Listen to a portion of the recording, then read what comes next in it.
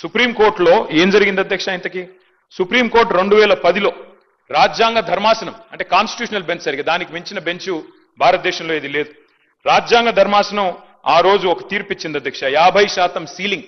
ఇది కేసీఆర్ గారో తెలంగాణ ప్రభుత్వమో బీఆర్ఎస్ పార్టీయో పెట్టింది కాదు అధ్యక్ష.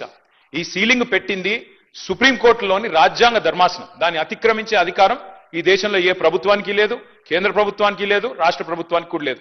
ఉన్న ఒకే ఒక్క మార్గం అధ్యక్ష, ఒకే ఒక్క మార్గం. మనం పార్లమెంట్లో అవసరమైతే రాజ్యాంగ సవరణ చేసి రెండు పార్టీలు కనుక అనుకుంటే, ఇవాళ మెజారిటీ ఉన్నది బీజేపీకి, అక్కడ ప్రతిపక్షంలో ఉన్నది కాంగ్రెస్ పార్టీ. మాకైతే లోక్సభలో సభ్యులు లేరు, రాజ్యసభలో 4 సభ్యులు ఉన్నారు మాకు. కానీ ఇవాళ కావాలనుకుంటే బీసీలకు నిజంగా న్యాయం చేయాలి అనుకుంటే పరిధి అసెంబ్లీ కాదు అధ్యక్ష. ఇక్కడ మనం ఎంతసేపు మనం ఇక్కడ మాట్లాడినా, ఎంత గట్టిగా మాట్లాడినా, ఒకరి మీద ఒకరు ఎన్ని పంచులేసుకున్నా, పొలిటికల్ డైలాగులు కొట్టినా, నిజంగా న్యాయం జరగాలంటే మాత్రం పార్లమెంటులో రాజ్యాంగ సవరణ ద్వారా మాత్రమే, 9th షెడ్యూల్లో చేర్చడం ద్వారా మాత్రమే ఇది పరిష్కారం అయితే తప్ప వేరే మార్గం లేదు అధ్యక్ష. ఇది వాస్తవం.